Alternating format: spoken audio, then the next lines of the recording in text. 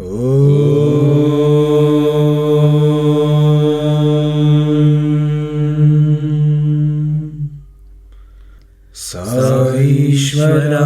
vidmahe Satyadevaya dhimahi Tanna sarvah prachodayat. Om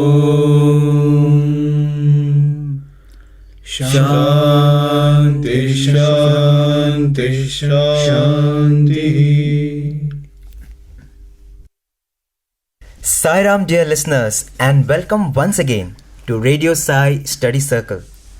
This is the 6th episode of this series, and we are here today to discuss yet another facet of Bhagawan's teaching and learn how to make our lives his message.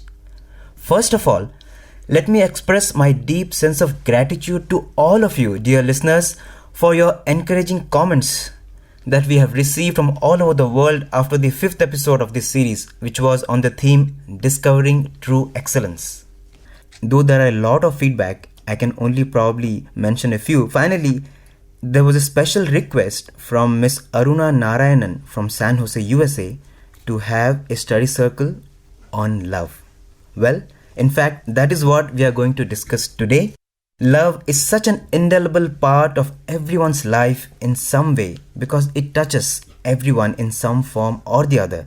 And the sooner we understand this principle, the better for us in this journey of life. And guess what? Apart from Amey Deshpande, Sai Giridhar, Ganesh, myself and Mr. Sri Rangarajan, who will be moderating this session, for this 6th episode, we have a special participant who is now going to introduce this concept of love for us in his mellifluous voice. Love is my form, truth is my breath, bliss is my food. Love is my form, truth is my bread, bliss is my food. Love is my form, truth is my breath, bliss is my food. Love is my form, truth is my bread, bliss is my food.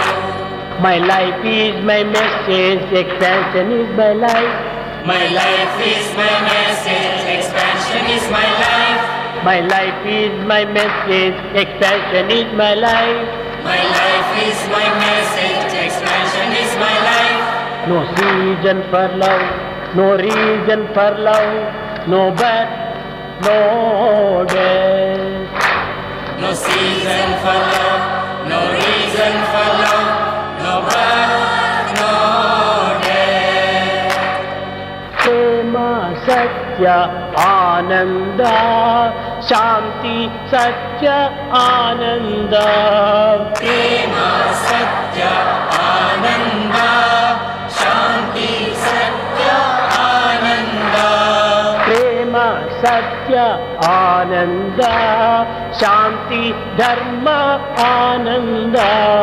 Prema Sathya Ananda, Shanti Dharma Ananda. Shirdi Sai Patti Baba Jai Jai. Shirdi Sai Patti Baba Jai Jai. Shirdi Sai Patti Prema Sai Jai Jai. Shirdi Sai Patti Prema Sai Jai Jai. Love is my form, truth is my breath, peace is my food. Love is my form, truth is my bread, bliss is my food. Love is my form, truth is my breath, peace is my food. Love is my form, truth is my bread, bliss is my food. Love is my form, truth is my breath, peace is my food. Love is my form, truth is my bread, bliss is my food. Love is my form, truth is my bread, bliss is my food. Love is my form, truth is my bread, bliss is my food. Love is my Form, truth is my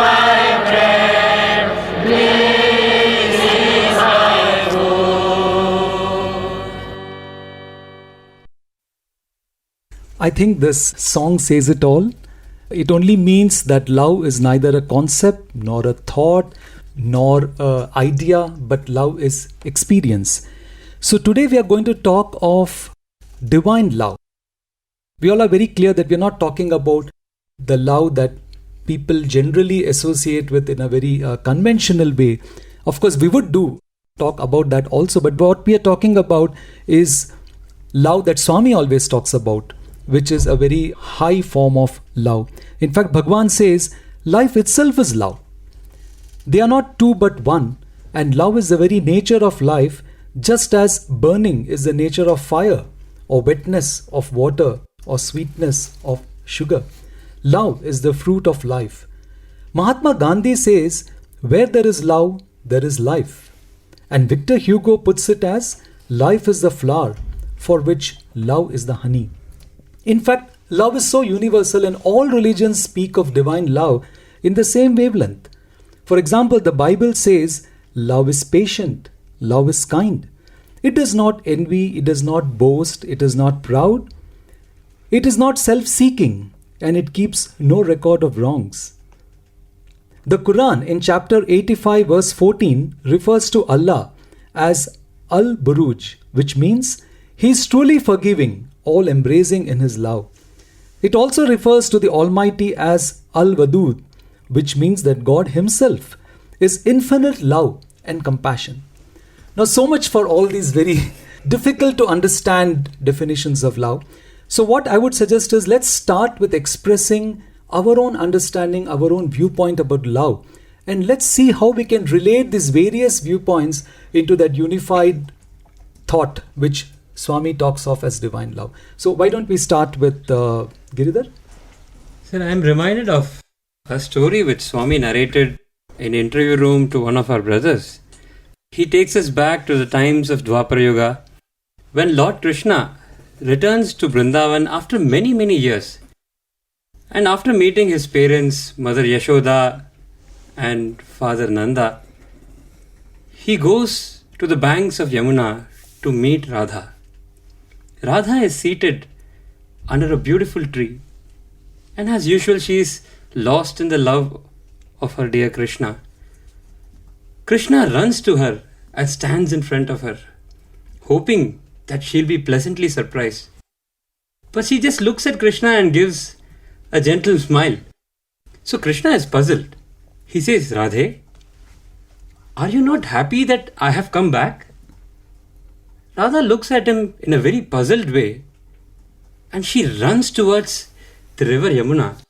She takes a palm full of water, calls Krishna and says, look Krishna, are you not there in every drop of this water? She runs towards the tree under which she was seated and shows the leaf and says, are you not there in every single leaf of this tree? In every breeze, in every atom of this Vrindavan is all Krishna, Krishna and Krishna. When did you leave that you're saying that you have come back? So Krishna was so pleased with Radha that he said, Radha, ask for anything, I will give it to you. She said, I don't want anything from you. Krishna said, not even my love? Then Radha said, Krishna, I know that I love you and you are mine. That is enough for me. I don't expect anything from you. That moment Swami says, Krishna fell on his knees and said, Radha, for the first time, I have been a recipient of something from my devotee. Love is giving, giving, giving without any expectations. Indeed, Radha's love was purest form of love. But frankly, to verbalize what love is, what love means, is next to impossible. To the best of my understanding, there is a very fundamental drive in all living beings. The drive to seek happiness. Everyone wants happiness. Everyone is seeking happiness. This happiness or joy, which Swami calls bliss, is actually our true innate nature. And when we experience that joy, we are in absolute harmony with ourselves, which is the secret of contentment. I feel love is an emotion, a feeling that facilitates an ambience for this joy, for this happiness to spring out of our heart. That is why everyone seeks love, thirsts for love, because love gives us happiness and joy. Bishu, what's your take on this? Yeah, let me put it slightly different. I would like to refer to a story that I read, which was forwarded to me some time back. It was an article about the story of a mother's sacrifice during the earthquake that rocked the Sichuan province of China in May 2008. What had happened was, after this earthquake, the rescuers, they were going from house to house and trying to rescue people, and they reached the ruins of a young woman's house, and through the cracks they saw a dead body, and they saw that there was something strange in her posture. She was kneeling as if she was praying, and her body was crouched, and it was as if her hands were supporting some object. And it was obvious that the house had collapsed on her back, on her head. And when they saw this, the leader of the team, he tried to touch the body through the crack, and he felt that the body is very cold and still, so definitely she was no more there. So the rescuers team, they moved on, but the leader had some sixth sense. He felt, I should go back. And when he went back, he tried to see carefully through the crack, and he saw that maybe there is something below the dead body. So he tried to put his hand through the crack, and then he felt something very soft. Then he called his team members, and when they removed all the ruins and the rubble and all that, they saw a child. He just exclaimed, "Oh my God, there's a child, there's a child." And it was, I guess, alive. It was alive, yes, it was alive. The mother had protected the child so well that the child was blissfully asleep. That's really touching. So in fact, and of course the story goes that apparently there was a message in the cell phone which was there with the mother, which said that, baby, if you survive, you must remember that I love you. Well, I don't know if that part of the story is true. Nevertheless, that definitely is the unspoken message of the mother. That is what she wanted the baby to know. Baby, you know that I love you. For me, if you talk about love, I would like to multiply this situation, this scenario, an unimaginable million times. And then imagine Swami. That is one way of looking at love. Because if you look at Swami, all his life, what he has done, he just given himself completely. Even in the last few years, when he used to sit in the Mandir sessions for long hours, 9 o'clock, 10 o'clock, giving himself completely to make everyone who has come to Sai Kulwant Hall fill their hearts with joy. So I feel love is that zenith of unconditional affection, that pinnacle of sacrifice that Swami epitomized. Right. Well, in fact, it is so beautiful to hear all these different concepts and stories. It is really very overwhelming. My own understanding of love is not very different from what you all have said. In fact, I was reminded when Bishu was talking about that mother. One other example comes to my mind, an outstanding example of what mother's love is. And in fact, it took 3 yugas, for the avatar to come back and give us the real meaning. And that is the love of Kaikai. Here was a mother who sacrificed her very name, her very fame, and in fact her most loved entity, which was Rama himself. And Swami says that, in fact, when we think that Kaikai asked Rama to go to the forest, it was in fact that Rama himself had gone a few weeks earlier and told Kaikai that, if you love me, mother, I know you love me the most. Help me to do my divine mission. And for that, you will have to take upon yourself ignominy for the rest of your life. Are you ready to do it? And she says, yes, I will take over. In fact, Swami says that no parent today ever names their child after Kaikai. Very true. Yeah, so it's interesting to see the various aspects of love that we've talked about. Love as giving, love as sacrificing. So as I understand, these are, yes, definitely the characteristics of love. But the way I look at it is trying to understand what love itself could be. I'm reminded of what Bhagawan says, I separated myself from myself to love myself. And as I understand, love is the cosmic glue that manifests during this great act of separation, which ensures the ultimate union. So if God is like a divine magnet which separates itself into smaller magnets, love is this magnetic force which brings back, which unites everything together.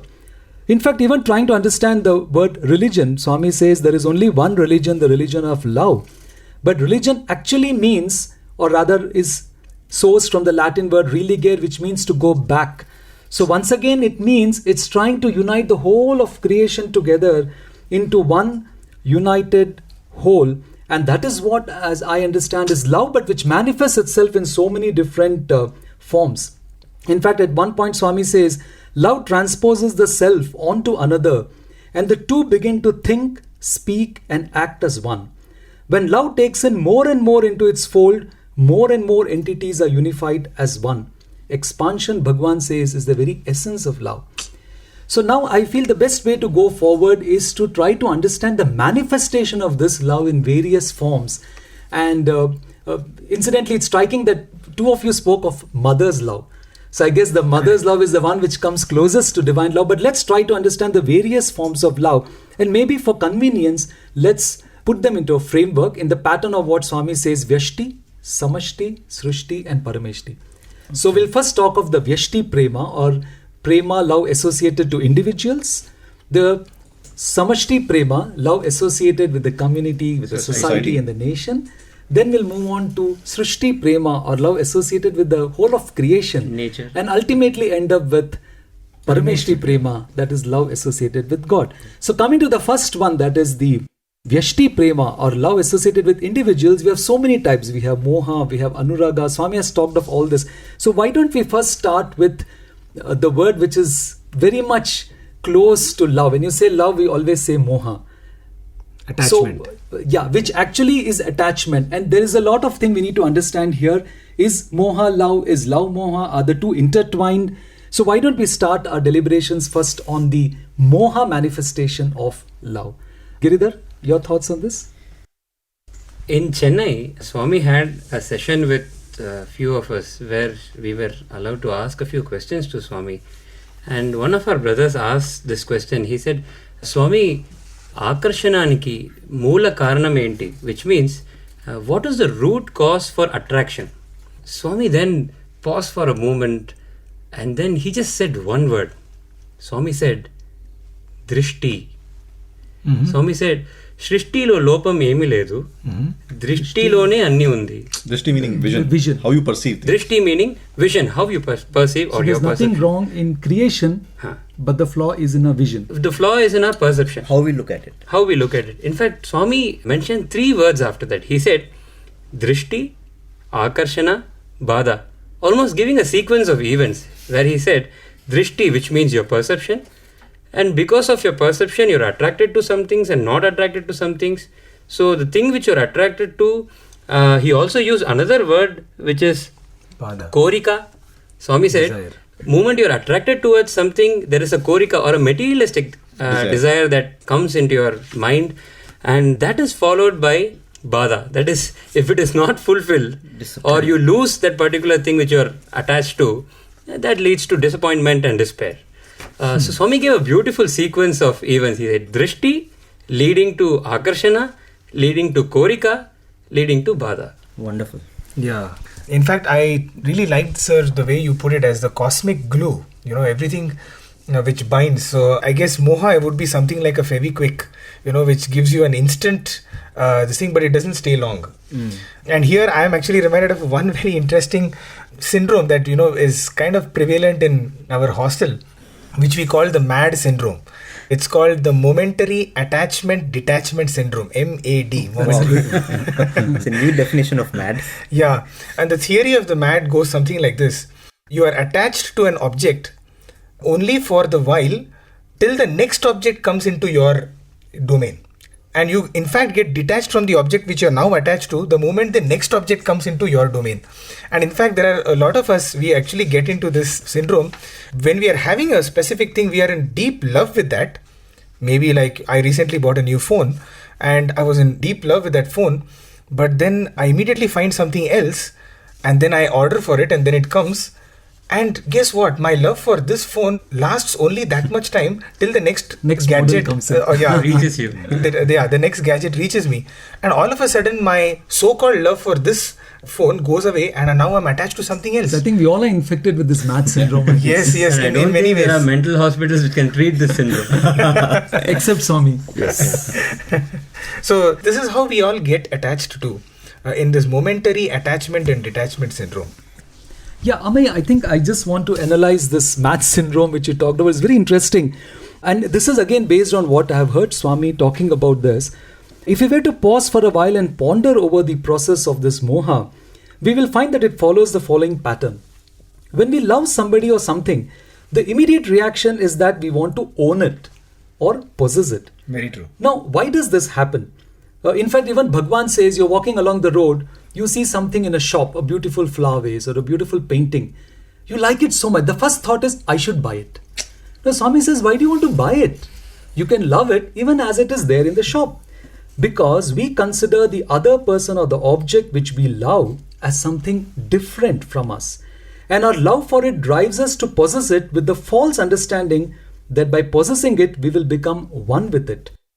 Once a devotee asked Bhagawan as to why the mind gets so attracted to the external world, but finds it so difficult to abide in the self. Bhagawan said that the mind treats the entire universe as something different from it, and therefore makes every attempt through the means of love to unite with objects that it likes. So once again, we see the cosmic glue aspect of love operating at the gross level to establish this unity. The intention is genuine, but the understanding is faulty. By possessing or owning people or objects instead of attaining oneness with it, we only get attached to it. And as Giridhar said, what does this attachment lead to? It leads to sorrow alternating with joy. And the end result is that we do not find fulfillment in such love, and a sense of hollowness prevails. So I think this is what Amay, you really meant by this. Very true. Yes, sir. Mad syndrome. Math syndrome, the alternating attachment syndrome. Bishu, what are your views on this? Yeah, exactly. The whole point is this supreme love which manifests as moha gets into problem when we get attached to things. And I would like to share an instance where one person was able to really transcend this. He was able to sublimate this moha into something very divine. I would like to talk about an instance related to the life of Mr. Victor Kanu. Unfortunately, he passed away very recently. He was an exemplary devotee of Swami. And there was a time when he was the High Commissioner of Sierra Leone to UK, Norway and Sweden. Later, he became a Sai devotee and he lived in London. At that time, he came to Swami. In one interview in July 1989, Swami suddenly told him, Victor, go to Zambia and spread my message of love there. Build a school. He was really dumbfounded. He said, he was saying to himself, it's a strange country. It was as strange to him as India because he had never actually been to any other African country. And his wife was totally flabbergasted. She just blurted out, Swami, where do we get the money from? And Swami also spontaneously responded saying, sell your house. My God. Sell your house and use that money to buy the school. And if that is not enough, borrow money from the bank. And you know what they did? Without even battling an eyelid, they immediately went back to London. They sold everything that they had, their land, building, pots, pans, curtains, everything they sold, and they moved to Zambia. And they started a school, and which is now being hailed as the Miracle School of Zambia. Fantastic. So I feel here is one person who really sublimated his attachment for things into such a exalted state. That is one instance of how you can really convert this moha into something very supreme. Yeah, in fact, the whole idea is to actually sublimate that attachment. So even an attachment to a supposedly material object can be taken to a completely different level, and we have several stunning examples, in our day-to-day life. For example, whoever thought 10 years back that Bill Gates, would be one of the pioneers or one of the outstanding examples of giving away his wealth. Somebody who was we always identified him with, making a lot of money. One event, it was in fact connected to Africa, where he was supposed to go for a safari to the African savannah, and for some reason that safari was cancelled. So he had visited a village, and when he saw the utter poverty in which the people in that village lived. At that moment, he and his wife Melinda decided that how could we live, in such kind of Such a lavish life. in such luxury, while another person just like me was, in dire straits. And that changed his entire perspective towards life.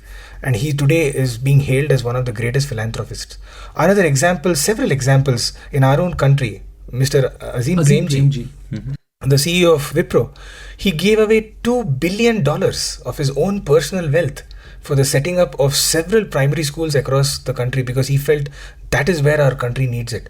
So I think these are few moments in people's life, where things change, their whole perspective changes, and they are able to sublimate that moha or their attachment to material wealth into something which alleviates the entire world. Ganesh, what about your thought on this? So my understanding of moha is, if I'm right, moha means the delusory power. It has come to delude you. And I'm sure we have found many people around us, and more often than not, even ourselves, complaining that we are stuck up with a habit or an unending pattern in our life. One of the funniest patterns is moha, where we hold on to some feelings, some emotions towards somebody, or get attached to some things, and complain that the person or the object is holding us back and making our life miserable. We forget that every object or person who comes to our life has a well-defined and a limited role to play for a certain period of time. No object, no person can give us completeness, that fullness which the mind imagines.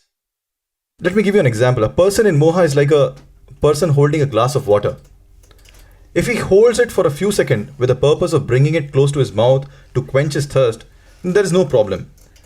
Even if he holds the glass for a minute or so because of the beauty and elegance of the glass, then there is no problem. But as the minute turns into hours and finally into days, this man's arm starts becoming numb and sore because he is still holding the glass out of attachment. Then he starts complaining that his arm is aching and pleads for a massage or treatment for his arm. But the actual ailment is in the mind that is unwilling to put down the glass out of attachment. Moha can also make you forget the purpose of life itself. Very true. Yeah. That's right. In fact, Swami narrates a very similar example. He picks up the kerchief from the discourse table, and Swami used to illustrate this point. He used to say, how long can you hold this kerchief?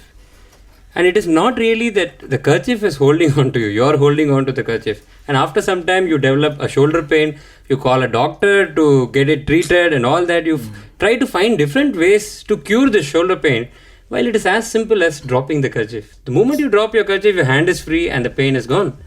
So we don't realize that the fundamental issue is holding on too much to certain things. And this, I feel, is mainly because there is a sense of insecurity that one person feels that he may lose a thing, and that's what drives them to hold it. Yeah, in fact, what is very surprising is the way Swami so easily tells it. He just says, detachment, very simple, just drop the kerchief. It's so easy for him. Yeah, and I guess so basically it's all about understanding of the mind rather than something to be done physically. Like Swami lived amidst everything, but we know that he was not attached to absolutely anything. It's just like you try to catch water in your hand. The more you catch it, the water just flows away. So the point is, how do we get over this attachment? That is the toughest part of life. In fact, I remember Swami once saying that the more you run after something, that object or that particular item actually always eludes and runs away from you. But when you get detached, it truly comes running behind Like you. mother and child. Like the mother and the child. And the worst part is to get deluded, feeling that actually I'm not attached. And we even start discoursing other people about detachment. And there's a very beautiful story Swami gives about this. There was a couple who were going to a pilgrimage place, and they were in a very in a mood of worshipping Spiritual. God in a very spiritual ambience. And as they were walking across the beach of the sea, it so happens that the husband noticed a golden bangle fallen in the sand. Now the husband got a thought that we have come on a pilgrimage, and there should be nothing that can possibly waver the thought of my wife, and she shouldn't see this bangle. So he goes a little forward and throws some sand over it so that she doesn't see it. And then Swami says that immediately the wife laughs out aloud because she had noticed this. And then the husband says, what happened? She says, oh, do you still see difference between sand and gold? So, one never knows what real detachment is. It's something which should come from within. So now let's move on to the next stage, having understood moha, which is the grossest form of love, which is full of attachment, which one needs to give up. How do we move on? The next manifestation of love, Bhagawan says, is anuraga, which is the love typically between consorts, that is between a husband and wife.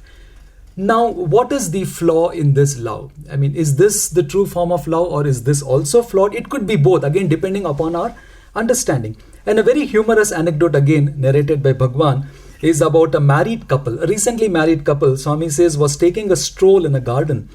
And as the wife was walking along with the husband, a thorn pricks her leg and she cries out. And Bhagavan very humorously says, the husband, with tears in his eyes, he holds her leg and lovingly pulls the thorn out, and then he endearingly asks her to be careful while walking. The scene changes. 6 months later, Bhagavan says once again they're going for a stroll in the evening, and unfortunately a thorn pricks her leg again. The husband is a little irritated. He waits until she pulls out the thorn herself, and then giving her a frown, he continues moving forward. And then Bhagavan says, just wait, another 6 months passes by. The husband and wife still had not given up the habit of taking a stroll, fortunately. And again the thorn pricks her leg, and this time the husband was furious. He shouts at his wife, "You blind lady, can't you see? Don't you have eyes? Get rid of the thorn and come fast." And then Swami asks, well, what happened to all that love and affection which existed just a year and a half ago? He says this is the nature of anuraga, which is the kama aspect of prema, that is the binding aspect of love. Whereas true love liberates, the anuraga binds. True love is pure, whereas anuraga is impure. True love is all pervasive, whereas anuraga is limited and confined. And very beautifully Swami says, true love is like the rose flower, whereas anuraga is like the thorn, comparable to the lust. And he says the real challenge in life is, how do you pluck the flower of love without getting pricked by the thorn of lust? Beautiful. So this is a very nice beginning for this. So now let's move on further. And Ganesh, what are your views on this? One of the main limitations of anuraga is that it has a quality of possessiveness, where one tries to possess the other and assume ownership only because he or she is scared of losing the other person. This obviously is suffocating for the other person, as it takes away the most important gift of life, which is freedom. Freedom is dear to everyone, and the moment anyone comes on its way, that person starts withdrawing immediately, which leads to a lot of heartburning and unnecessary pain. Just to give an example to people who are possessed by this malady of anuraga, if one holds sand on his 2 open palms, he can retain the sand with him on his palm. The moment his open palms start clenching to possess the sand with itself, he sees the sand slipping out of his hand. The same applies to the people whom he or she wants to be close in their life. The moment you invade their freedom, the moment you try to control them, they go away from you. But the moment you give them the space, the freedom to be what they want to be, they come back to you, just like the butterfly that flies away if you try to catch it, but comes back and sits right on your shoulder if you remain in one place and stop your mad chase of possession. Yeah, you mentioned mad chase of possession, and that really immediately took me to an anecdote from the life of Saint Tulsidas. We all probably know the famous Saint Tulsidas, who gifted this world with the famous composition of Ramcharitmanas, which is the elevating story of Lord Rama. He belonged to the 16th century, and right from his early age, thanks to his association with holy men, he had developed this great love for Lord Rama. And this only grew, and slowly he became one of the very learned and respected youth in his land because of his knowledge and because of his devotion to the Lord. And it was at this time that he was married to Ratnavali. And Tulsidas, he became so enamored with Ratnavali's beauty that he actually could not think of anything else. Even in his meditation, when he used to, earlier his mind used to rest on Lord Rama, now he was not able to do that. It was resting on Ratnavali's form. And Ratnavali herself was a great devotee of Lord Rama, and this really disturbed her. She felt very sad that, she has become an obstacle, she has become a distraction in her husband's spiritual path. So one day she thought, what would be good for me is to actually go away from this house for some time. And so she left a note at home and she left to her brother's place. When Tulsidas returned and saw her wife's note, he just collapsed. He collapsed in despair. He could not even imagine living without her. So immediately he rushed out of the house. There was a storm raging outside. It didn't bother him. He went out and he tried to cross the river. He caught hold of a log and somehow he managed to reach his wife's brother's house. He actually... What infatuation. Yeah, absolutely. And he actually caught hold of a rope and jumped into the balcony of that house. And Ratnavali, when she saw His desperation. his desperation, she was absolutely shocked. She said, "What is this? What is this madness after a bag of flesh and bones?" She said, "In your infatuation, you didn't even see that you actually held on to a python. It was not a rope." My God. In fact, That's why they say love is blind. Love is blind, yeah. in fact, Tulsidas actually didn't hold on to a log. It was actually a dead body. He was so crazy to reach to his wife's place that he just couldn't, as you said, he was blind. And at that point, Ratnavali took this opportunity and made a statement which actually changed Tulsidas' life. She said, "If only you had pined for Lord Rama with such intensity, by now you would have definitely attained him." And that really shook him and changed his life. A short while after that, what came out of Tulsidas is the Ramcharitmanas.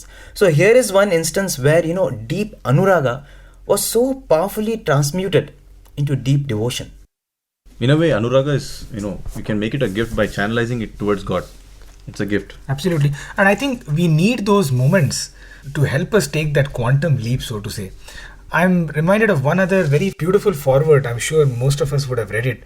It's about this little boy whose sister was to be operated upon, and he is in the hospital and she requires blood immediately.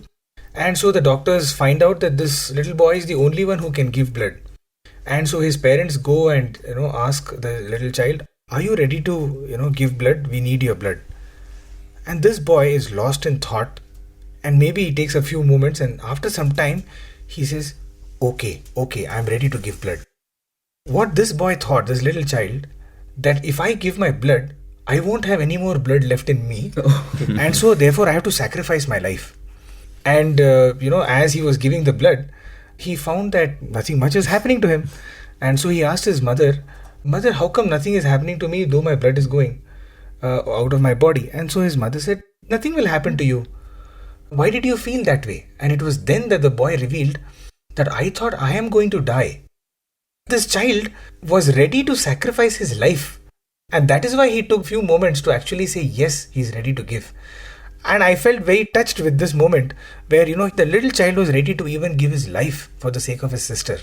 I think at that moment that Anuraga had transitioned or had got sublimated into something So, greater. this is the type of love that should even be there between any two individuals, be Any it two husband individuals. and wife or brother and sister, or yes. the one love which sacrifices for the other person. Exactly. In fact, I'm reminded of one more personal example, a very quick one.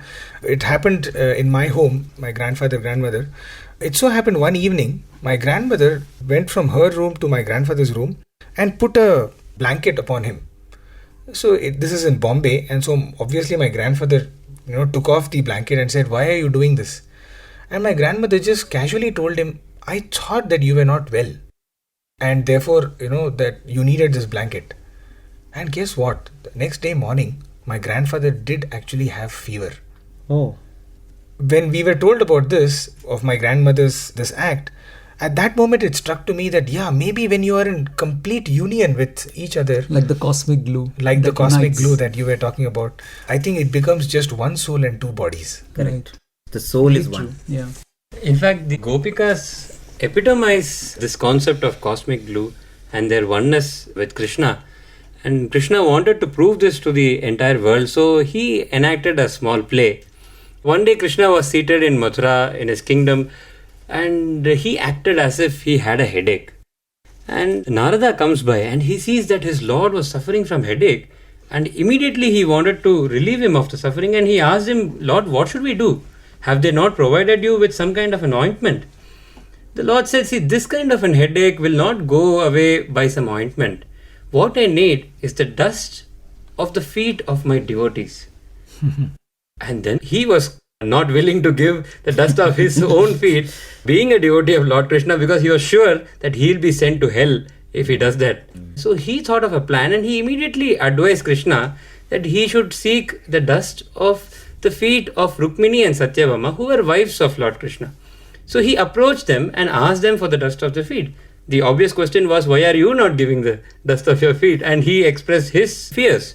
And immediately they resounded that fear, and they said, even we will be sent to hell if we do that. How can we put the dust of our feet on our Lord's forehead? That's impossible. So Narada, disappointed, walks back to Krishna and says, Krishna, I don't think this headache of yours is ever going to be relieved. So Krishna says, no, you go to Vrindavan. Right. There my true devotees are there. You ask them, they will give you. Then Narada is quite perplexed, because he says, the most intelligent and intellectual of them are here, right here in Mathura, and they are not ready to give the dust of their feet. What will those cowherds there know? Anyway, I'll give it a try because my Lord has commanded me to. So he goes to Vrindavan and he asks the Gopikas for the dust of their feet. And when they inquire, he says that Krishna is suffering from a headache and he wants the dust of your feet to cure it. Immediately they bring a huge cloth and all of them jump on top of it, bundle it up and give it to Narada without asking any more questions. Narada is perplexed. He asks them, are you not scared that you will be shunned to hell for doing this blasphemous act? And the Gopikas say, Narada, all we know is that our beloved Krishna is suffering from a headache. It doesn't matter what happens to us. Even if our life has to be put at stake, we do not care. His headache should be cured. He must be relieved of this suffering. That was the love that the Gopikas had for Lord Krishna.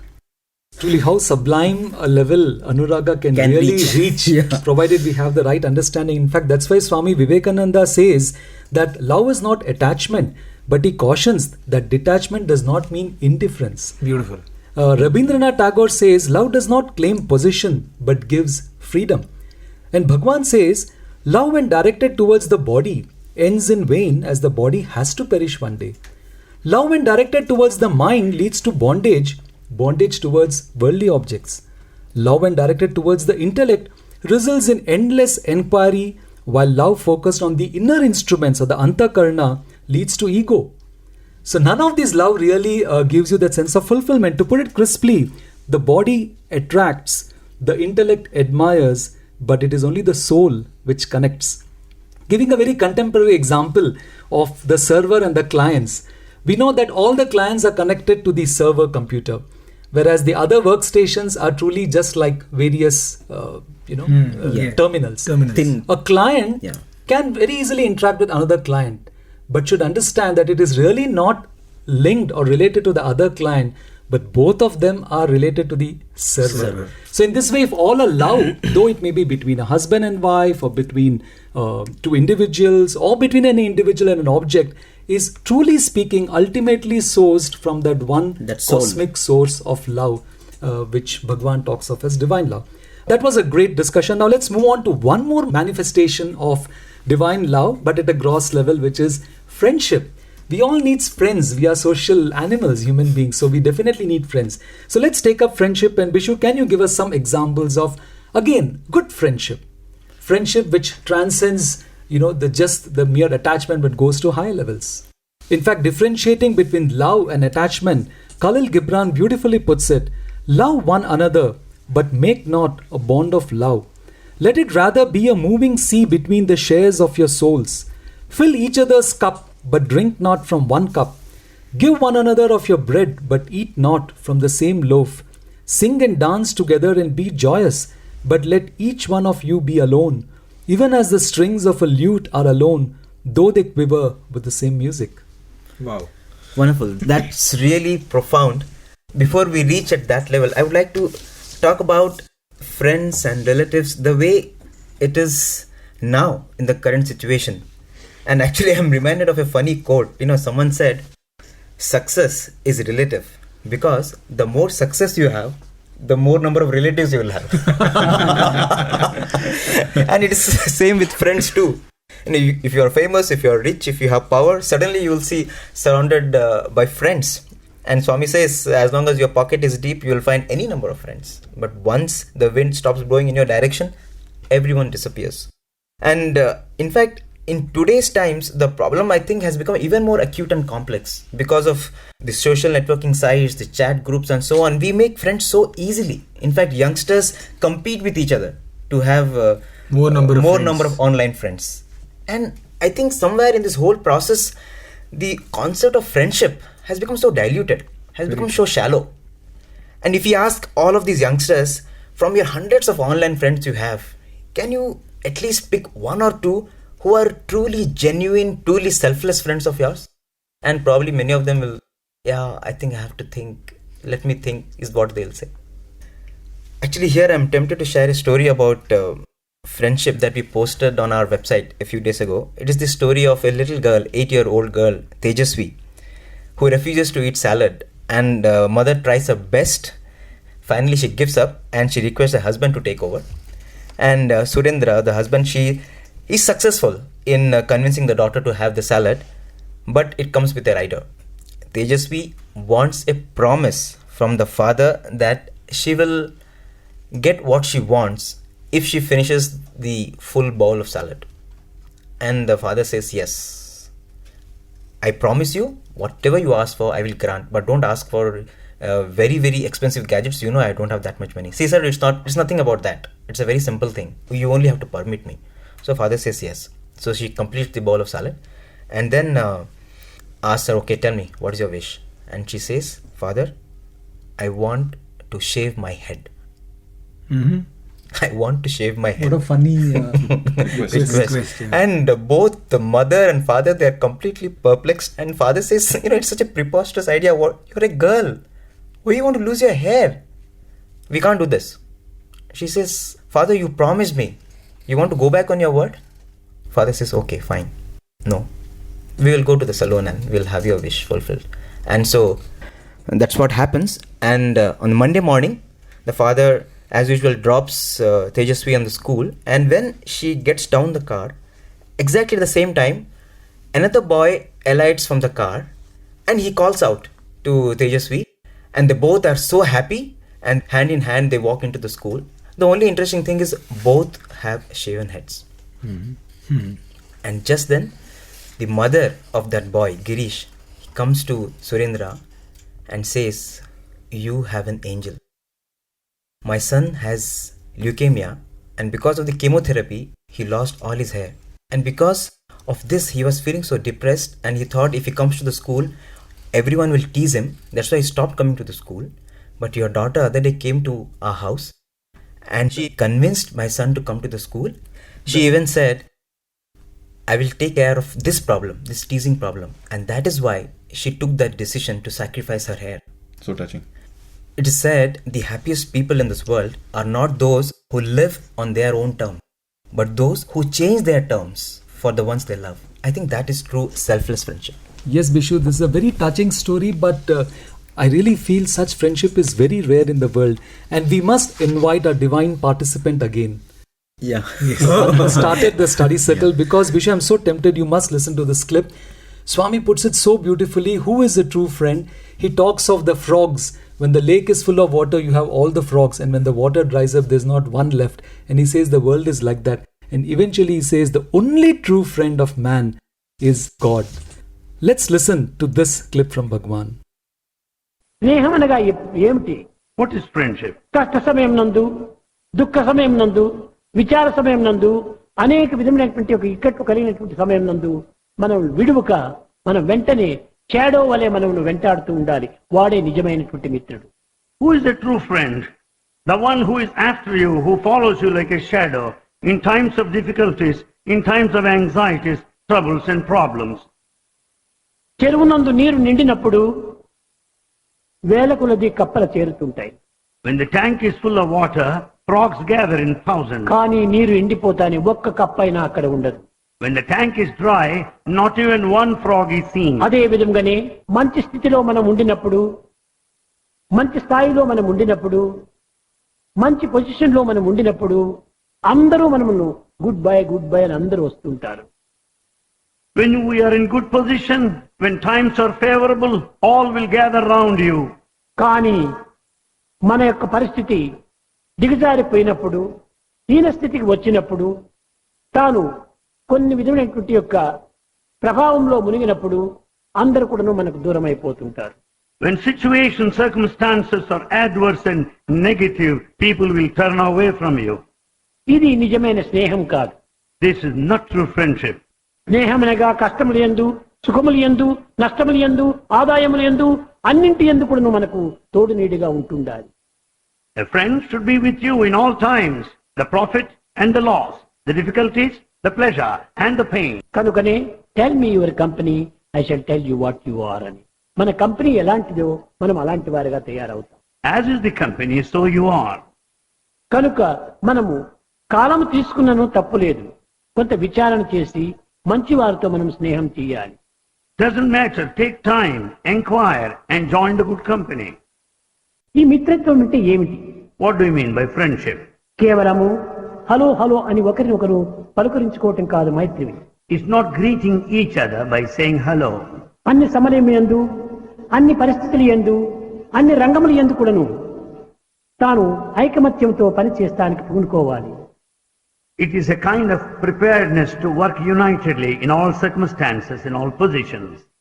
ఇట్టి మైత్రిత్వం అనేటువంటి దాన్ని లోకంలో మనం విచారించి చూస్తే ఈనాడు ఎక్కడా కనిపించటం లేదు. This type of friendship is not present anywhere in the world. Suhrit భావము అన్నారు. సుహృత్ అనగానే మంచి స్నేహితుడు ఎవరు ఈ జగత్తునందు? Who is a good friend in this world? భగవంతుడే good friend. God is the only good friend. తల్లి అయినా, తండ్రి అయినా, భార్య అయినా, భర్త అయినా, కుమారుడైనా, ఇంకెవరైనప్పటికీ అంతో ఇంతో స్వార్థమైనటువంటిది, సప్రయోజనమైనటువంటిది లక్ష్యం అందించుకొని ఇతరులను ప్రేమిస్తుంటారు. The mother, the father, the brother and sister, the husband and wife, they have a trace of selfishness and therefore they love. ఎట్టి స్వార్థము లేక, ఎట్టి సప్రయోజనము లేక ప్రేమించేటువంటి వాడు భగవంతుడు ఒక్కడే. Without an iota of selfishness and self-interest, there is only one God who loves you. ఎట్టి తత్ఫలితమును కూడాను తాను ఆశించడు. He doesn't expect anything in return. ఎవరి నుండి కూడాను తాను ఏమిని అందుకోడు. He doesn't receive from anyone. తాను అందించడమే తన యొక్క లక్ష్యం కానీ అందుకోవటం తన యొక్క లక్ష్యం కాదు. He only gives and gives, he does not take. In fact, after listening to Bhagawan's description of who a true friend is, I am reminded of one personal experience where I've really experienced that friendship of Bhagawan. It was sometime when I was in primary school and I did a few silly things which got me into a lot of trouble. And it was in fact because I thought that a particular boy was my best friend and that I had to help him in any which way that I could. And I did a few silly things and I got into a lot of trouble and everybody was very disappointed. My teachers were very disappointed and my classmates were very disappointed with what I had done. And I had reached a point in time where I was almost left all alone. I was feeling very down.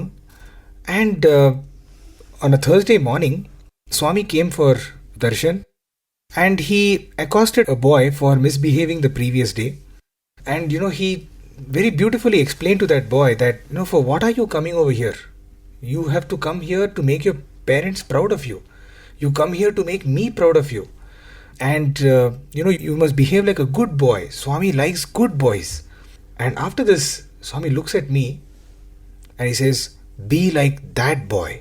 Wow. Very good boy. Good That's boy. nice. And Swami says, boy, get up. And he made me stand next to him and he put his hand around my shoulders, almost like a friend. Do you have a picture of that? Unfortunately, in those days, pictures were very far and few. And he put his hand around my chest and be like this boy. And just at that moment, I was noticing all my teachers. And these were the same teachers who had blasted me for the silly thing that I had done.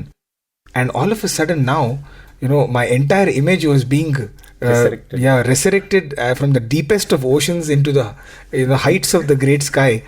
And Swami went on to praise me for something that I had not done. I still don't know why he praised me so much.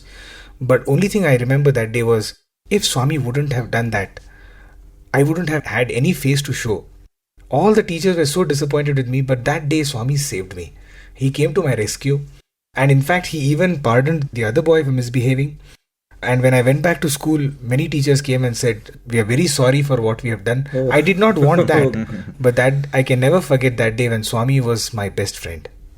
Well, that was an instant of a divine friend coming to your rescue. Even at the mundane level, we'll be able to see such superhuman love.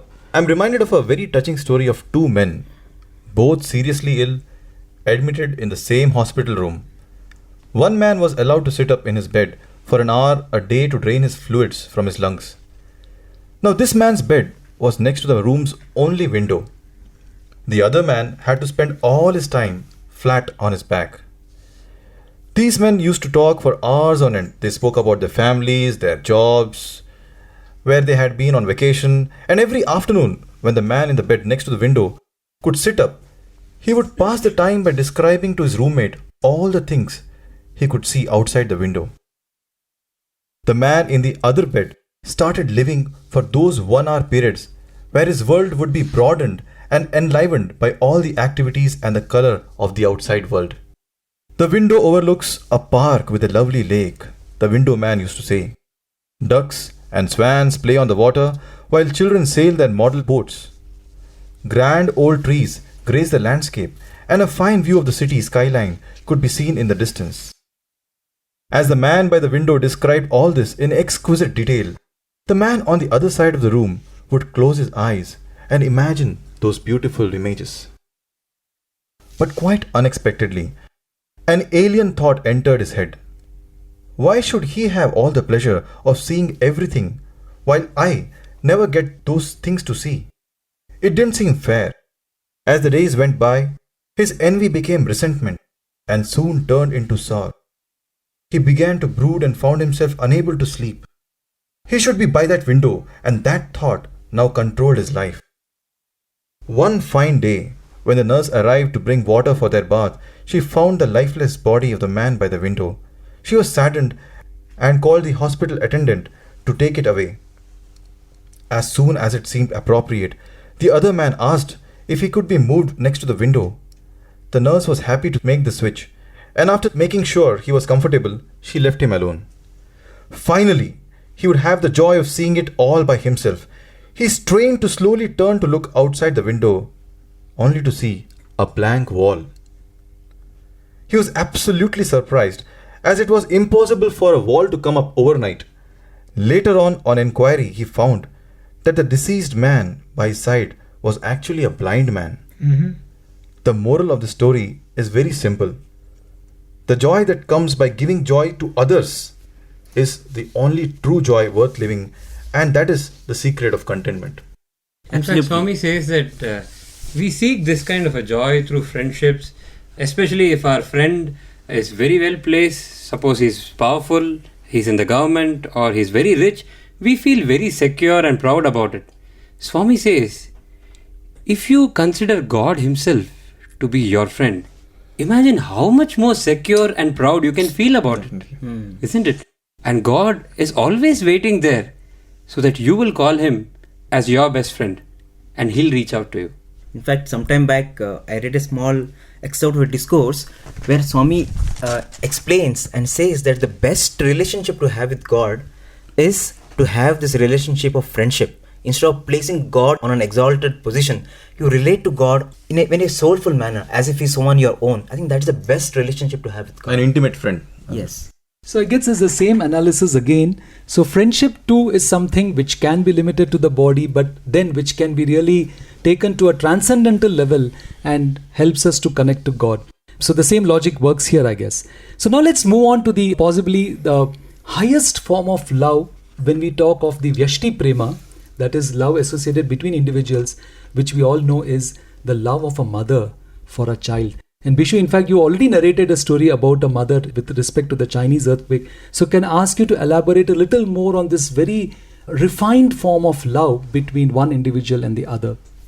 I'm actually reminded of a scene from the Ramayana here. It is the scene when Kaikeyi seeks the boon from Dasharatha and Rama has to go to the forest for 14 years. And at that time, Lakshmana pleads with Rama that he also be taken along with him, and Rama finally accedes to his request. And then he tells him that you go and seek permission from your mother Sumitra. And when Lakshmana goes to Sumitra, instead of Mother Sumitra crying and lamenting that she'll be losing her son for 14 years, here was a mother who was actually happy, who said, I'm so happy that you are going to serve Lord Rama. She was happy that her own offspring was becoming an instrument in the hands of the Lord. I feel that is an occasion where the Vatsalya Prema actually went to such an exalted state. It is almost divine love. Very true. In fact, Swami has given a very powerful, a very practical tip for all the parents as to how they must view their children, with what perspective they have to bring up their sons and daughters. Swami says that for parents, their children can be compared to the neighbor's jewelry or ornaments, a neighbor's jewelry. Now we all know that ornaments are something that adds value, adds beauty to one who adorns it. One has to handle the ornaments very carefully because they are delicate and very precious. Yet, at the same time, if one is aware that the ornaments belong to someone else, say a neighbor, one would not be attached to them. Similarly, God is the neighbor who has given these ornaments in the form of children, which the parents have to return back one day to the God. Hence, parents are actually trustees and not owners of children. If this is kept in the mind, one can avoid being overly attached to their children. Really a very interesting concept. Yeah, we for should. all And parents. Ganesh, in fact, very much related to this is a story which is often narrated by Bhagawan of a woman called Al-Rabia. Al-Rabia was a great woman and a noble mother. She had 2 children and both she and her husband were very attached to them. When the children were still young, one unfortunate day, both of them died on account of a fatal disease. The husband had gone out of station on his business work and Al-Rabia was in a state of distress. But she controlled her emotions, telling herself that this was God's will and whatever had happened was for her good. She was now wondering how she could communicate this sad news to her husband upon his arrival. And when he returned home, she took him aside and asked him this very question. Dear husband, several years back a holy sage had gifted me with 2 lovely earrings and now he has returned to take them back from me. What should I do? The husband, thinking for a while, replied, Dear wife, it was only a gift given to you to be kept under your custody. Therefore, it does not belong to you. You must immediately offer it back to him with joy. Al-Rabia, with strong determination, holding back the uncontrollable tears from flowing down her eyes, took her husband to the room where both the children lay dead and said, These are the 2 gifts that were bestowed on us by God, and today He has chosen to take them away. So let us hand them over with joy. And this, Bhagawan says, was the wisdom of a noble mother. In fact, Swami had given my mother an experience where he showed her that parents are merely trustees of their children and it's really that they have to guide their children towards God. I joined Sri Sathya Sai Higher Secondary School in the year 1999 and it's for the first time that I joined a boarding school. I've always stayed at home and gone to a regular day school. And me being the only son of my parents, they are very attached to me.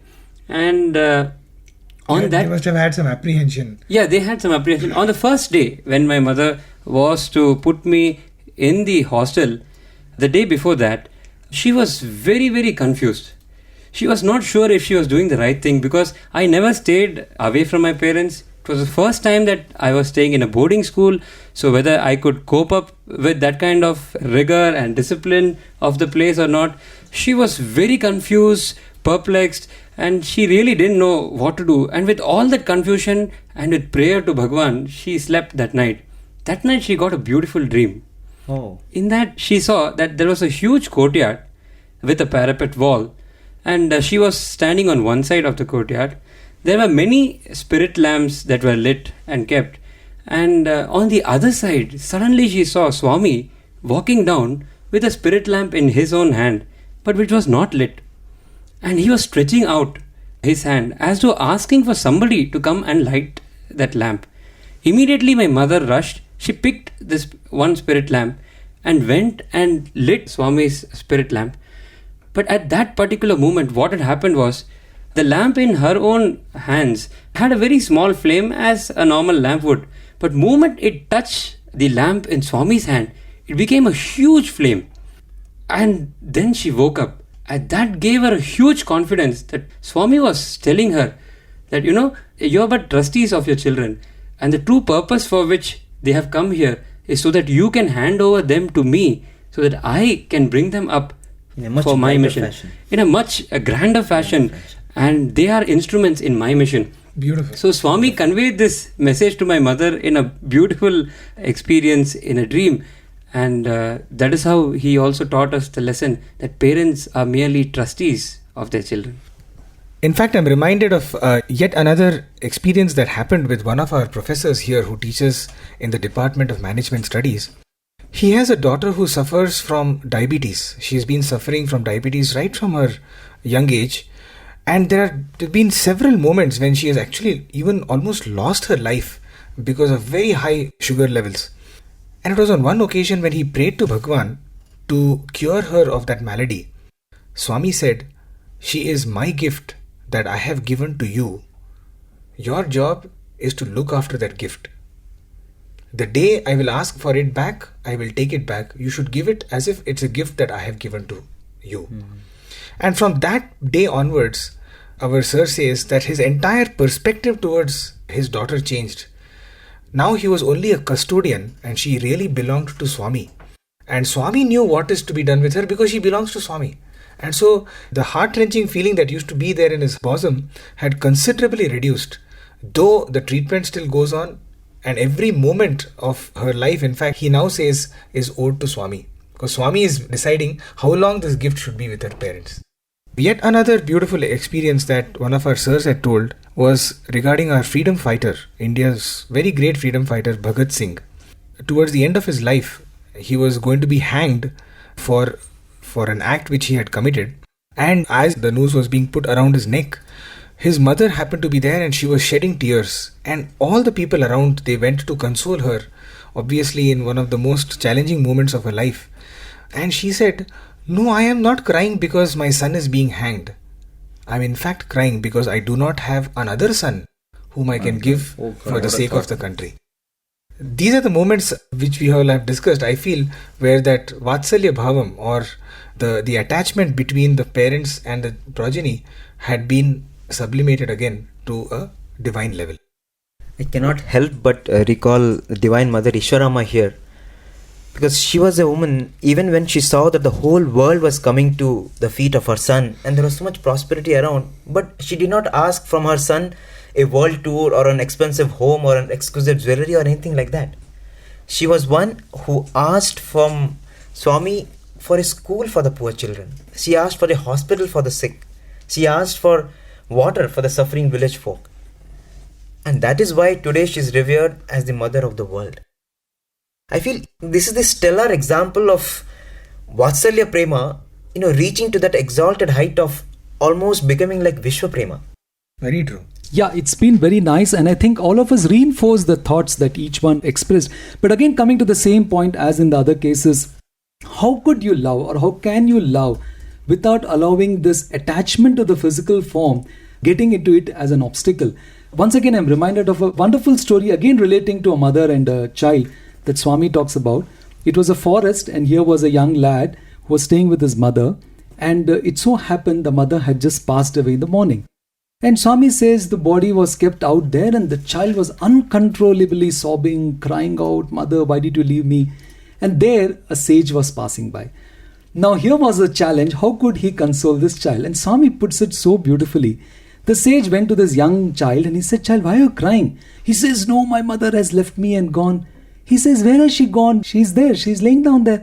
No, she has gone." Then the sage tells him, "See, if you're crying for the physical body of your mother, it has not gone anywhere. It is lying there. But if you're crying for the life force which was embodied in that form, which was talking to you, loving you, then don't worry, that life force can never die." So sage said, either way you have no reason to cry. If it's for the form is there. If it's for the life force never dies.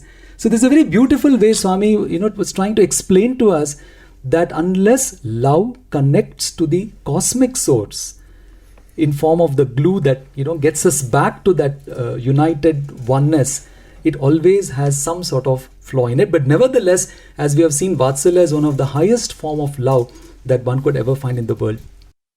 Now I think it's time we move away from Vyashti Prema and move on to Samashti Prema, which is love for the society, love for community. And I guess the first thing that comes to mind here is Desha Bhakti, or love for one's nation. From Deshbhakti, I am reminded of one patriot who has been very inspiring and who comes from a foreign soil, Nelson Mandela. His was an era where leadership position was not fashionable and had no celebrity social standing in a community. In his time, there was no known price tag for a voting horse. Nelson Mandela paid a supreme sacrifice, and his actions gave evidence to the fact that the relation between him and the motherland was sealed with blood.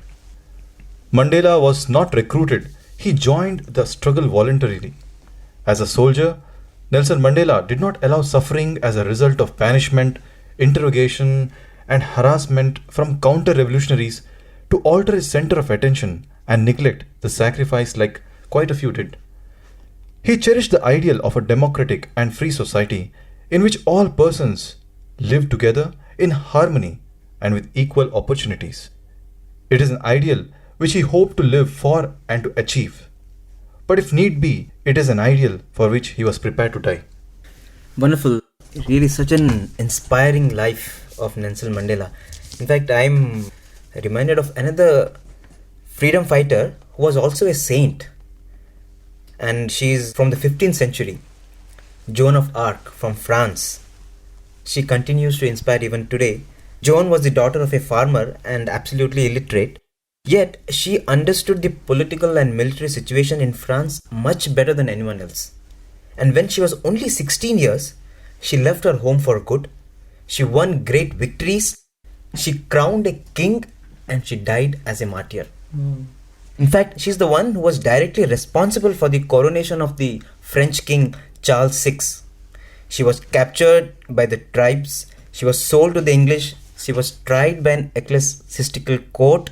And she was burned at the stake when she was only 19 years old. 24 years later, on the initiative of the French king, Charles VI, the then Pope revoked the decision of the ecclesiastical court and they found her innocent and they declared her a martyr. Then she was beatified in 1909 and she was canonized in 1920. Surprisingly, even though she tried so much for her goal to relieve the people of France from the English rule, and she crowned King Charles VI as the king, but on that day when he was crowned as the king, she refused to appear in public. She said her job is over. She said, "Let the king have all the glory. I have done my part. I ask for nothing except that my village should not be taxed because the people in this village are poor." What a noble thought. Amazing personality, whose love for the country was at such an exalted state. In fact, Swami gives the example of Lord Sri Rama when he talks about such patriotic fervor and also dispassion. Once work is done, the mission is accomplished.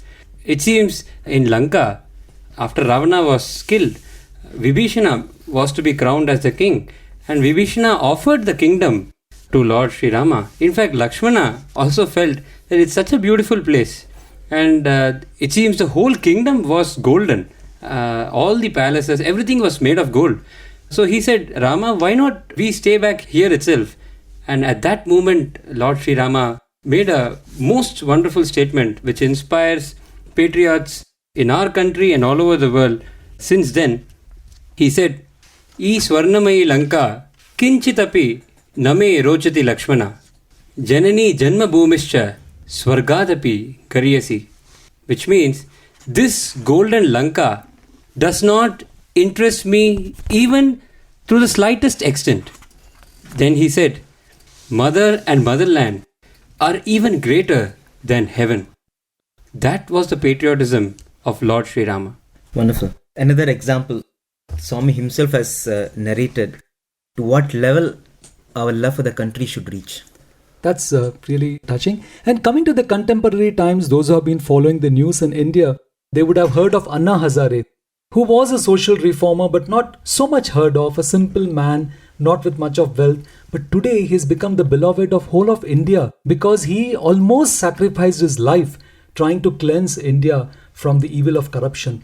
So there's no dearth of such people who really have gone beyond the limitations of individual objects and individuals themselves and expanding their love to Encompass society and the whole of nation and even the world. The next step, as we discussed in our framework earlier, is Vyashti Prema, Samashti Prema, and we move on to Srishti Prema. That is love for creation itself. There's so much of talk today going on about environment, being green, being very environmental friendly.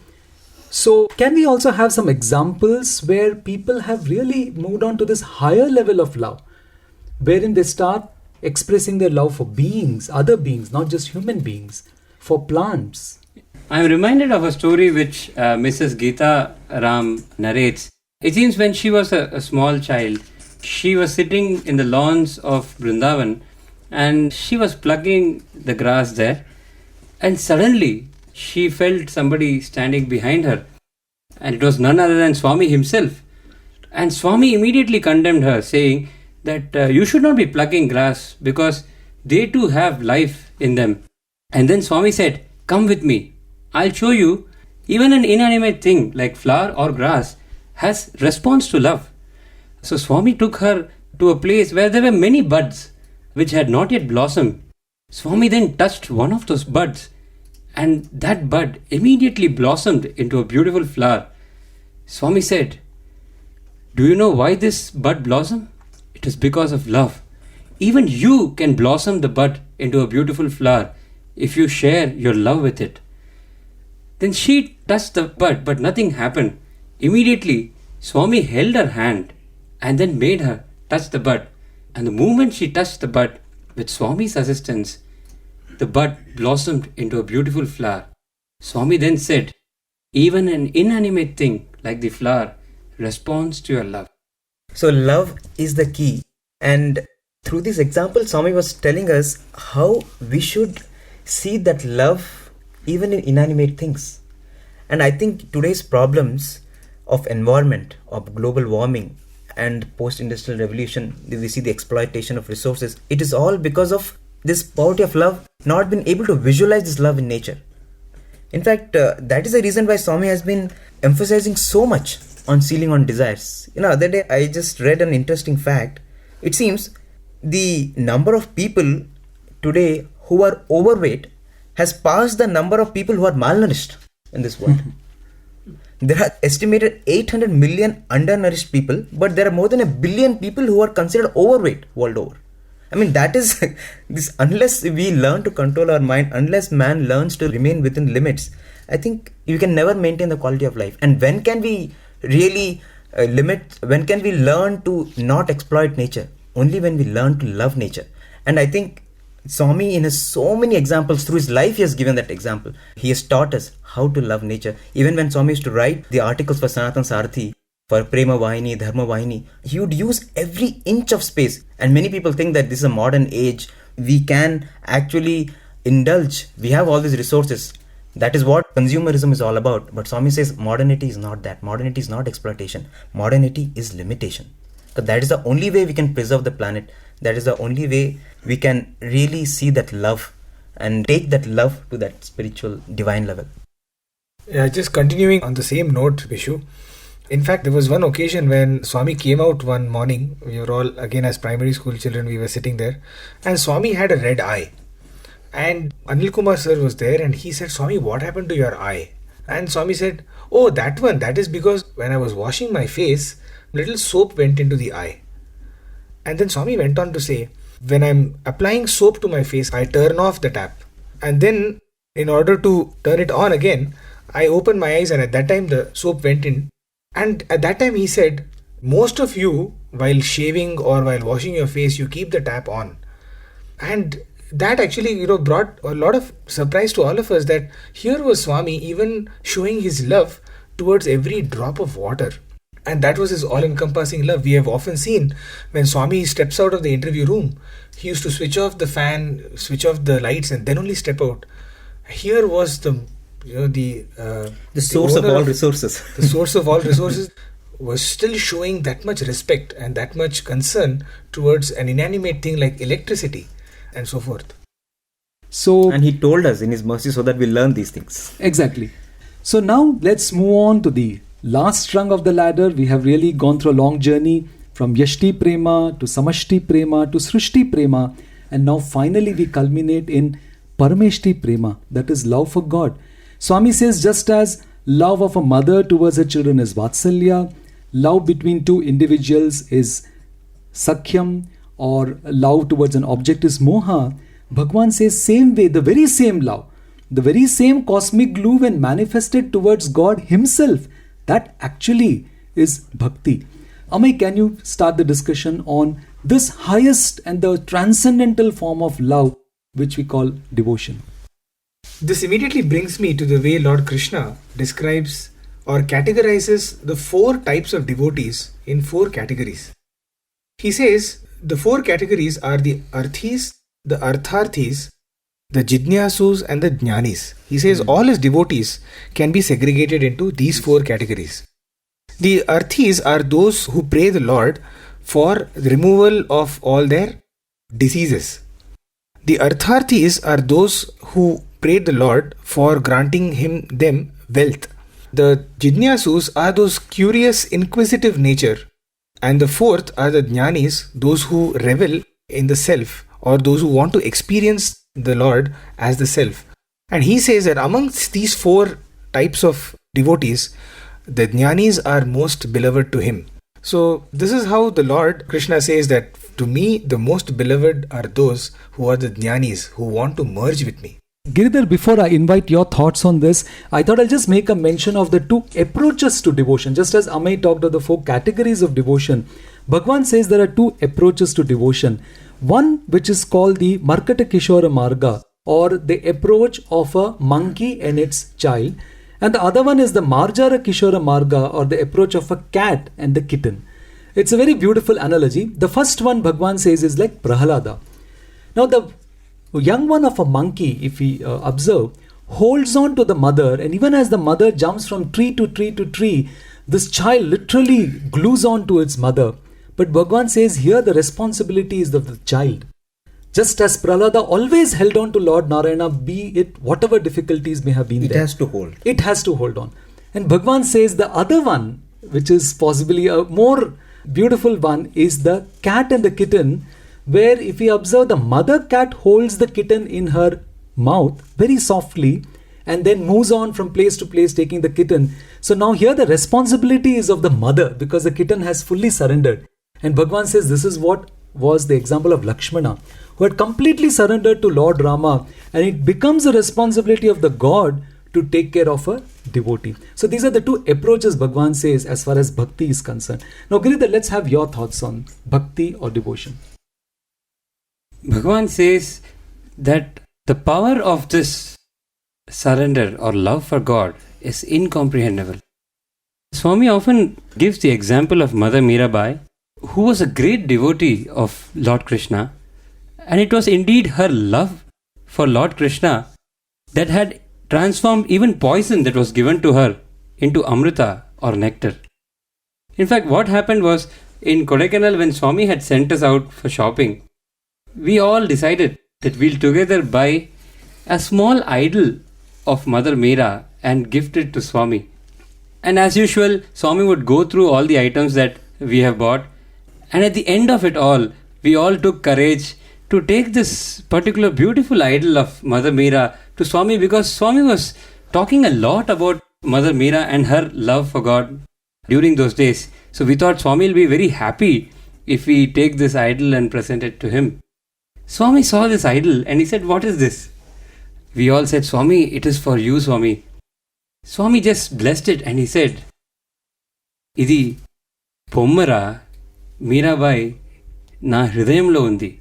He said, "This is merely an idol. Mirabai is in my heart." Such love and surrender will fetch us a place right in the heart of the Lord Himself. Yeah, Giridhar, Mirabai is one of those really exceptional and exemplary devotees of the Lord whom Swami is so fond of.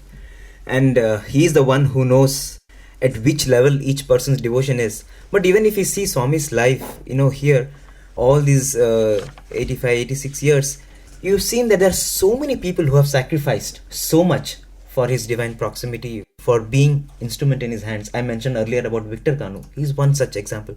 I remember when Mr. Seshagiri Rao, he was the first pujari of the mandir.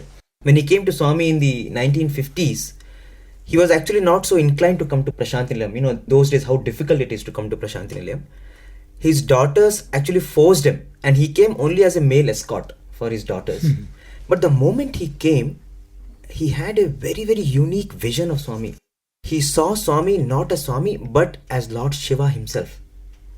He was a great Shiva Bhakta. And that vision was enough for him. From that day, he never returned to Bangalore. He never stepped out of Prasanthi Nilayam. For 50 years, he was in Prasanthi Nilayam doing Swami service. And I think there are so many people like that. Some we know, some we do not know. So many people who have sacrificed so much. We know so many of our professors, so many of our people who work with us who have sacrificed so much to be here, to be an instrument in his hands. And it is happening all the time. Some we know, some we do not know. So when the Lord comes, this whole process of devotion gets so accelerated when the Lord takes a human form. And that we have been fortunate to see in our lifetimes. That's very right, Bishu. So apart from the various saints and sages whom we know about in all cultures and all religions, we also have contemporaries. We have people whom we have seen in the lifetime of Bhagawan who have given away everything for the sake of God and have actually manifested this true devotion. In fact, Bhagawan says, God is like the tank who is filled with all grace, and devotees are like the taps.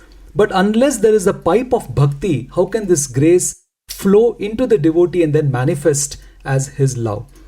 So we have actually come to the final rung of the ladder. The ultimate manifestation of this divine love or the cosmic glue is when it manifests itself in an individual and directed straight towards God. But all said and done, let's put a stop to this and now ask ourselves the most pragmatic question. How do we practice this love?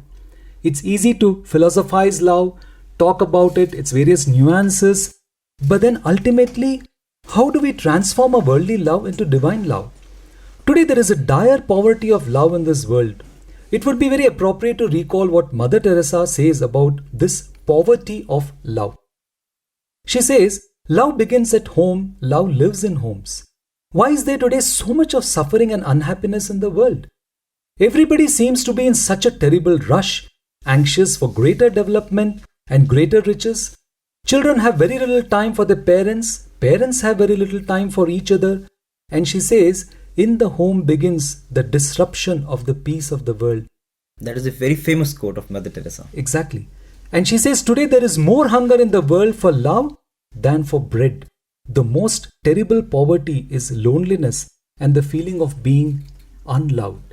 So how do we bring back this love in whatever form? As we have clearly seen in our deliberations, it's not just one type of love which is sacred. Any love, any sort of love at any rung of the ladder can be raised to the transcendental level. So let's now spend the last 5-10 minutes of our discussion in how we can really manifest love in its true essence.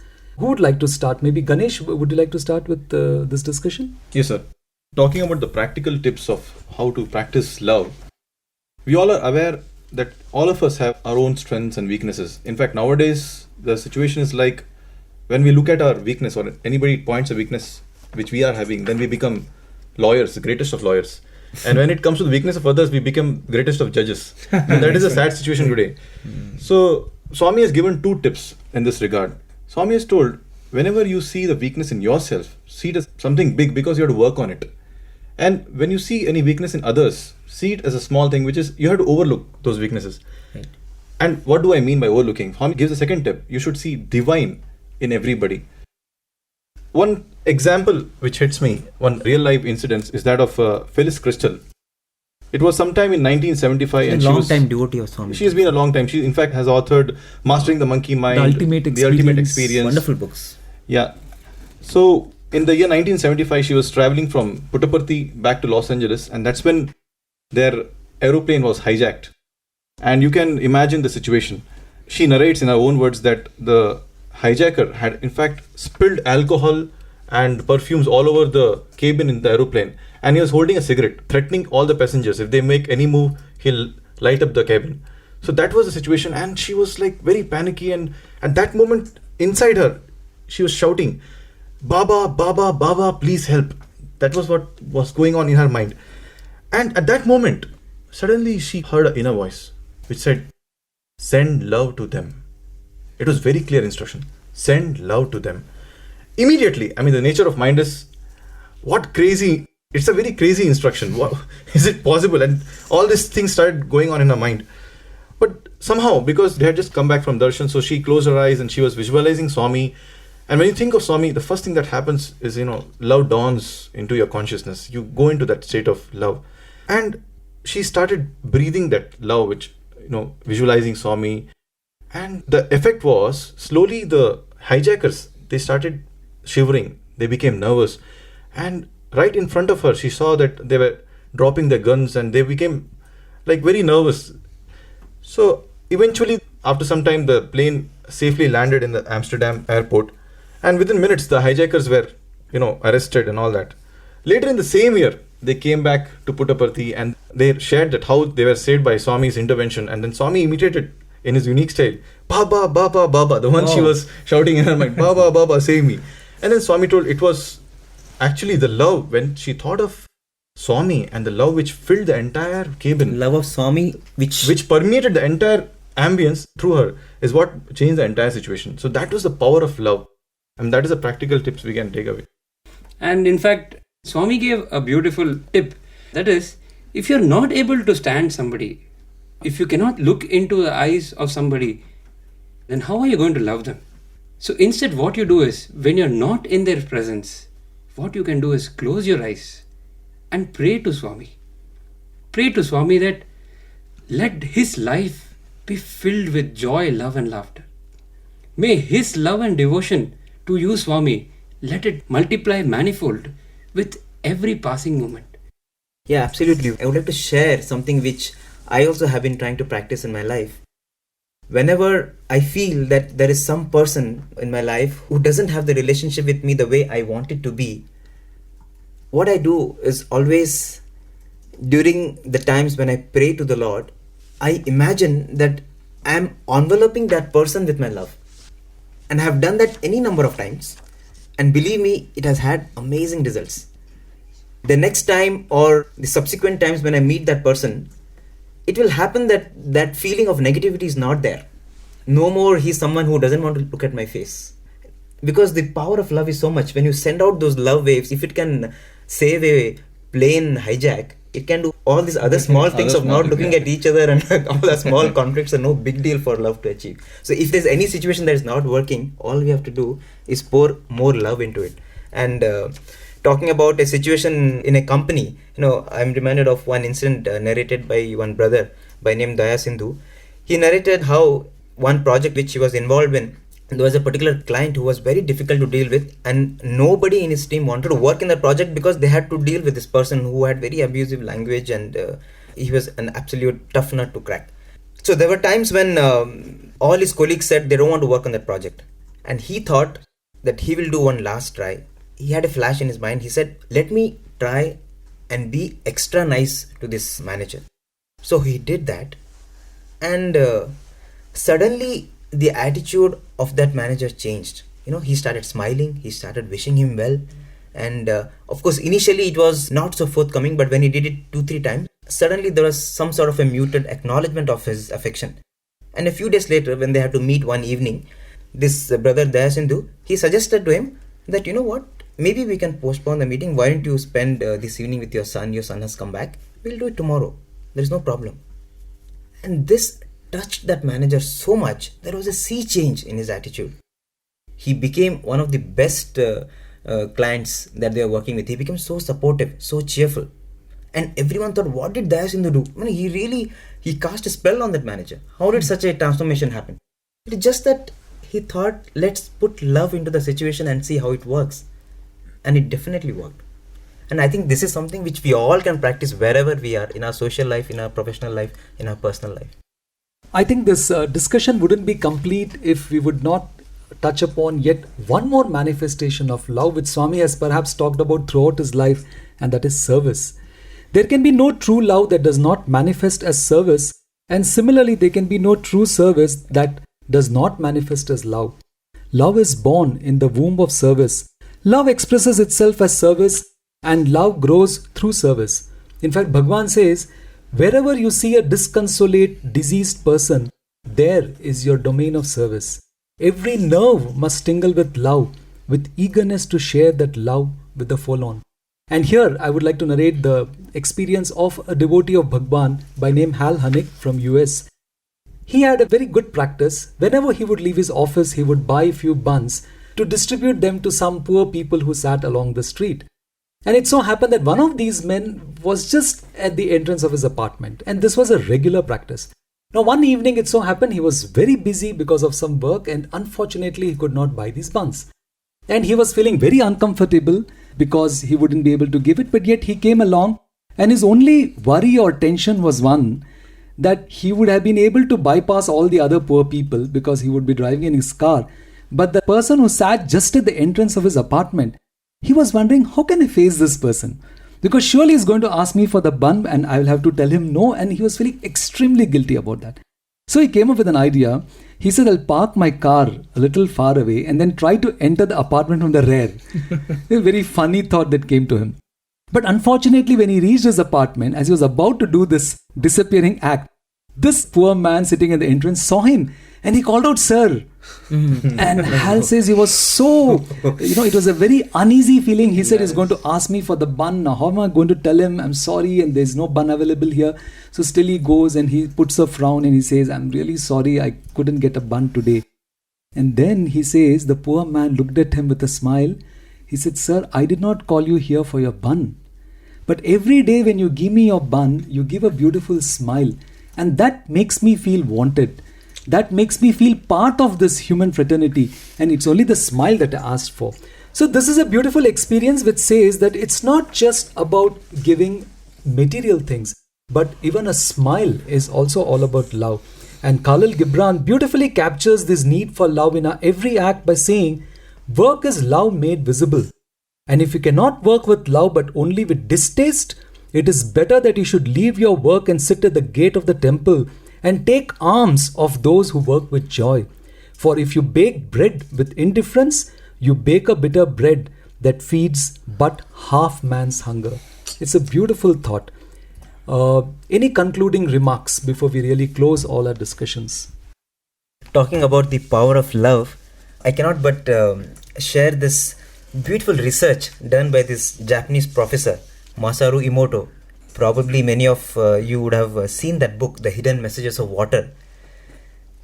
This professor has been visually capturing the structure of water at the moment of freezing, and he's done it through high-speed photography. And what he has found is our thoughts have direct consequence on the formation of the water crystals. The quality of the water crystals depend on the emotion that we exhibit to water. So suppose you go to water and say love and gratitude, you show emotions of happiness, then you see that the water crystal forms such beautiful diamond-like structures. It is so beautiful to look at. And when you actually talk about love to water, it's almost like the water crystal is opening itself and stretching its hands to express the joy. And same thing, if you go to water and say, "You're not so good, I don't like you, I hate you," and photograph that water crystal, and you see it is totally crumpled and it is so sad. In fact, it doesn't have a crystal structure at all, isn't it? Absolutely, absolutely. So what the final message that this Professor Masaru Emoto gives is, we must all pay respect to water and fill it with positive vibrations, because when water changes, you will change, I will change, and the whole world will change, because we are all made of 70% water. I think it's true for all the elements. If it's true for water, I'm sure it'll be true for all the elements, because there is the God latent in everything, and where there is God, there is love. If you know how to love the elements, if you know how to love nature, if you know how to love everything, then I think that will be the way the golden age of love can dawn on this earth. In fact, the concluding thoughts that are coming to me is the definition of love which Swami had given to some students in Trai Vrindavan. Swami had told them, boys, you don't love me, you only like me. So as usual, all the boys in chorus said, Swami, we love you, Swami, we love you, Swami. Swami said, no, you like me. Then Swami went on to give an analogy. He said, do you have pets at home? And few boys raised their hands saying yes. And Swami went on to say, see, when your pet is around you, do you feel happy? Yes, Swami, we play with it, we are very happy. And then when it falls sick, do you feel sad? Yes, Swami, we feel very bad that it has fallen sick. Swami said, you live with me in a very similar way. Swami said, whenever I am around you, you are very happy. Whenever Swami's physical health is not good, you feel sad about it. But then, that is what I call is liking. Swami says, do you follow your pet all around wherever it goes? He said, no, Swami. Then Swami said, to love is to follow. So if you love me, follow every single thing that I have taught you. That is true love. And I think the greatest teaching of Bhagawan comes in those beautiful words, Prema Swarupalara. Always he has accosted every one of us as embodiments of divine love. Divyatma Prema Swarupalara. And there's nobody on this earth who can speak the way Swami has spoken about love, because he is love walking on two legs. Swami says, you may call me Prema Swarupa. Prema is the wealth I have and which I share among the miserable and afflicted. I have no other riches. Prema is my distinctive characteristic, not the creation of material objects or of conferring good health and happiness by my sheer exercise of my will. I can transform the earth into sky and the sky into earth. But that is not my greatest power. My true power is love. Only true love can touch and transform the human heart. You might consider what you call miracles as the surest sign of divinity. But the prema that welcomes you all, that blesses all, that makes me rush to the presence of the seekers, the suffering and the distressed wherever they are, that is the real sign. To take upon myself the sufferings of those who have surrendered to me is my duty. I have no suffering, and you have no reason to suffer when I do this duty of mine. The entire give and take is the play of love. It is taken over by me in love. So, how can I suffer? And now let us listen to this beautiful bhajan that Swami loved so much. I still remember those beautiful days when he used to come to primary school and we all used to sing this beautiful bhajan. Prema Ishwar hai, Ishwar Prem hai. प्रेम ईश्वर है, ईश्वर प्रेम है।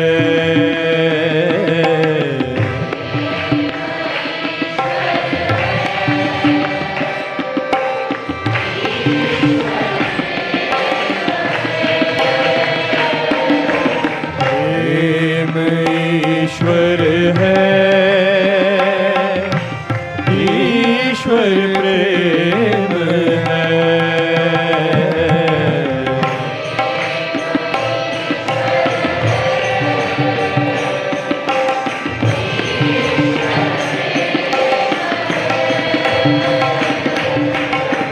हर धड़कन में साई समा है, ईश्वर प्रेम है।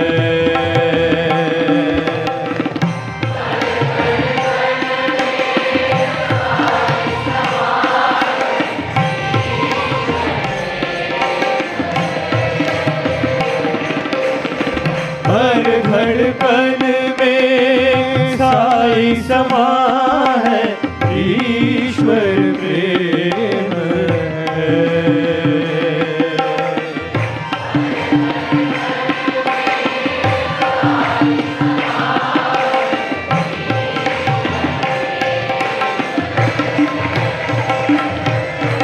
प्रेम ईश्वर है,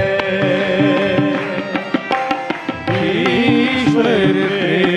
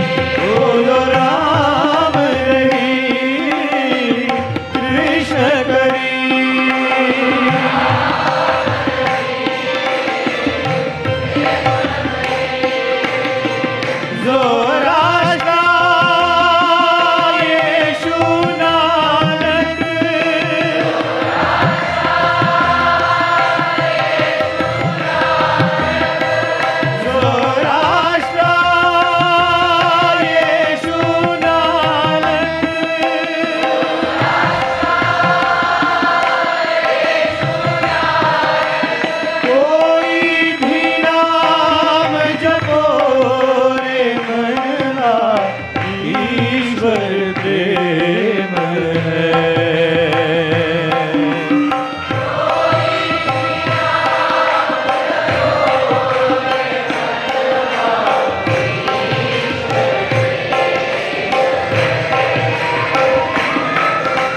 कोई भी नाम जपो रे मनवा, ईश्वर प्रेम है।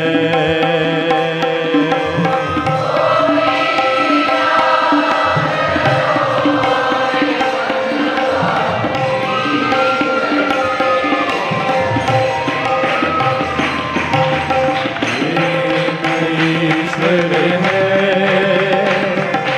ईश्वर प्रेम है।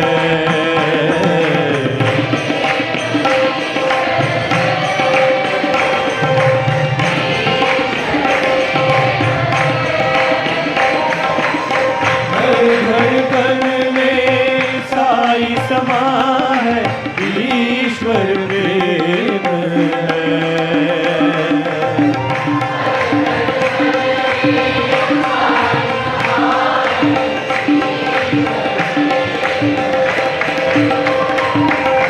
प्रेम ईश्वर है, ईश्वर प्रेम है।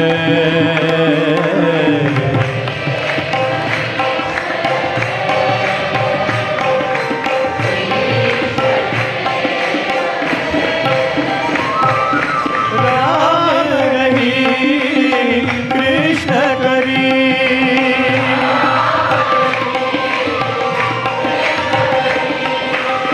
जो रास्ता यीशु नानक,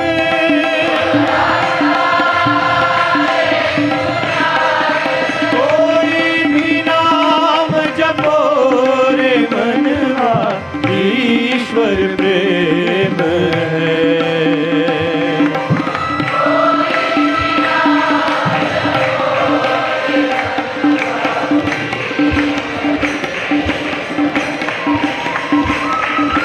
कोई भी नाम जपो रे मनवा, ईश्वर प्रेम है।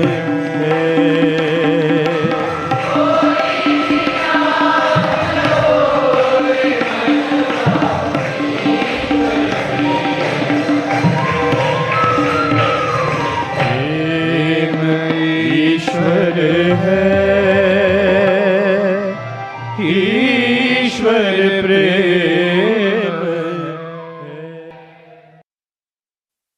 Thank you, brothers Giridhar, Pishu, Ganesh, and Amay. It's been a very, very interesting discussion. Yes, it's been long, but I guess that's how it would be with something as infinite as love. And how do you reach the culmination of this infinite journey towards love? The ultimate fulfillment comes as the merger of the river with the sea. God, our beloved Bhagawan, began this process of love when he separated himself from himself to love himself. Now each one of us must realize and experience this true love so that we can ultimately claim, I united myself with myself to be myself. So let's conclude with prayer of peace and love. Om Samasta Loka Sukhino Bhavantu, Samasta Loka Sukhino Bhavantu, Samasta Loka Sukhino Bhavantu. Om Shanti Shanti Shanti.